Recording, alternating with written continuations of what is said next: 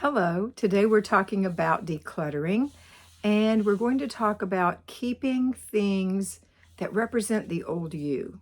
You know, as time progresses, we change. Who we are grows and changes, and we become more mature, our tastes change, the needs of our family change, and keeping things that represent who we used to be is a waste of space in your home, a shadow of yourself, not important to keep.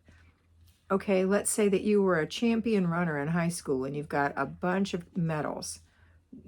Are you displaying those? Are you giving them to your children to be proud of you and maybe keep in their room? If you're not doing those things, then get rid of them. That's from an old time. You can take pictures of them. That would be great, but you don't need to keep them. Or your high school t-shirts or old band t-shirts or whatever. If you're not wearing them, blankets, just anything that you're keeping that represents a different time when you first got married or whatever, those things need to go.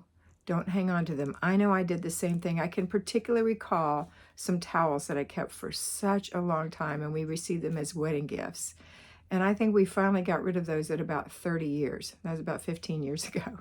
So don't keep those things. They're not beneficial to your life. They're not who you are now. They don't represent what you represent. So let those things go and make it a great day.